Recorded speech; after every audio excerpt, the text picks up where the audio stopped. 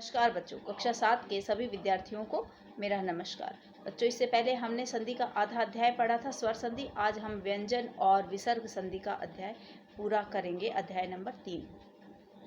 व्यंजन संधि। व्यंजन का व्यंजन अथवा स्वर से मेल होने पर जो परिवर्तन होता है उसे व्यंजन संधि कहते हैं।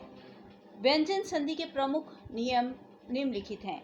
जैसे किसी भी वर्ग के पहले वर्ग वर्ण का अपने ही वर्ग के तीसरे वर्ग में परिवर्तन होना।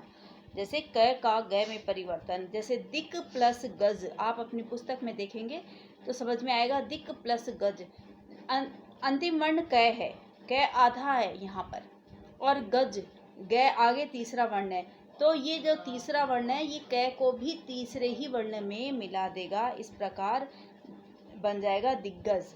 इसमें ग भी आधा बन गया और एक ग पूरा रह गया। तो च का ज में परिवर्तन। जैसे अंतिम च है और अंत में देखिए ए आ रहा है, तो च के अंत में यदि ए होएगा तो च ज बन जाएगा, यानी प्रथम वर्ण तीसरे वर्ण में परिवर्तन हो जाएगा। ट का ड में परिवर्तन।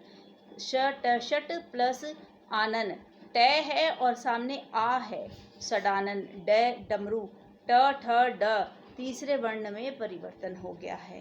त का द में परिवर्तन, प का ब में, यानी ये पहला नियम है कि पहले वर्ण को तीसरे वर्ण में परिवर्तन करना। अब है दूसरा नियम, किसी वर्ग के पहले वर्ण का पांचवें वर्ण में परिवर्तन किस प्रकार होता है। क का ण में परिवर्तन। दिक् प्लस नाग, अब इसी की लाइन का पांचवा वर्ण होगा। न भी अंतिम वर्ण है, पंचम वर्ण है, परंतु दिक् क वर्ग का पंचम वर्ण यहाँ पर प्रयोग किया जाएगा। और वाक प्लस मैं, अब मैं भी अंतिम वर्ण है, पंचम वर्ण है, परंतु क वर्ग का नहीं है, इसलिए क वर्ग का पंचम वर्ण। जैसे षट प्लस ण, तो क्षण मास, इसका ये बन जाएगा। आया समझ में बच्चों। अब है तय संबंधी नियम। तय के कुछ नियम है। तय का च, सत प्लस चरित, सच्चरित। तय को च में किस प्रकार, यदि सामने च आ रहा है, तय के सामने यदि च आ रहा है, यानी उत्तर पद का प्रथम वर्ण च है, तो अंतिम वर्ण, प्रथम पद के अंतिम वर्ण को वो अपने ही रूप में परिवर्तित कर देता है। ये नियम आप पढ़ेंगे, आपको समझ में आ जाएगा। अब है छह संबंधी नियम। यदि v प्लस छेद, आगे लिखा है v प्लस छेद यानी विच्छेद, तो यदि व के आगे ई यानी स्वर के बाद में कोई भी च और छ हो तो वो अपने आप को च और छ दोनों बनाएगा, विच्छेद।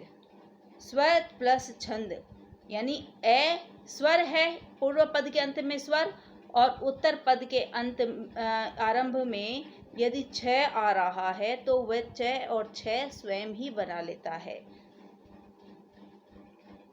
मैं संबंधी कुछ नियम है। मैं का नासिक के अनुस्वार है। जैसे सम प्लस तोष, तो यहाँ पर अनुस्वार के रूप में मैं ऊपर चला जाएगा। सम प्लस सार, संसार। सम प्लस जय, संजय। ये थे हमारे व्यंजन संधि के कुछ नियम। अब हम पढ़ेंगे विसर्ग संधि। विसर्ग किसे कहते हैं, जब हम अह की मात्रा, यानी वो विसर्ग संधि कहलाती है, विसर्ग कहलाते हैं। अह के बाद या विसर्ग के बाद किसी स्वर या व्यंजन के आने पर विसर्ग में जो परिवर्तन होता है उसे विसर्ग संधि कहते हैं। जैसे विसर्ग संधि के नियम, यदि विसर्ग से पहले ए हो और विसर्ग का मेल ए या किसी भी वर्ग के तीसरे, चौथे और पांचवें वर्ण अथवा यर लव है से हो तो विसर्ग ओ में बदल जाता है। जैसे मनः प्लस योग, अब अंतिम देखिए ए और विसर्ग है। मनः में पूर्व पद के अंत में ए और विसर्ग है और प्रथम पद के में ओ आ रहा है, तो ये मनोयोग बन जाएगा। आया समझ में बच्चों।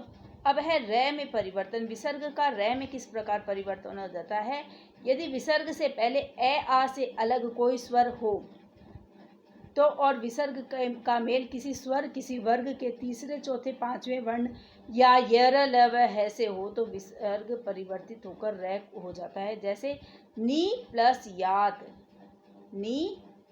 अब इसने कहा ए या आ से अलग, यहाँ पर ई आ रहा है विसर्ग से पहले, तो यदि विसर्ग से पहले ई आया है तो ये विसर्ग का रे बन गया निर्यात। आया समझ में बच्चों?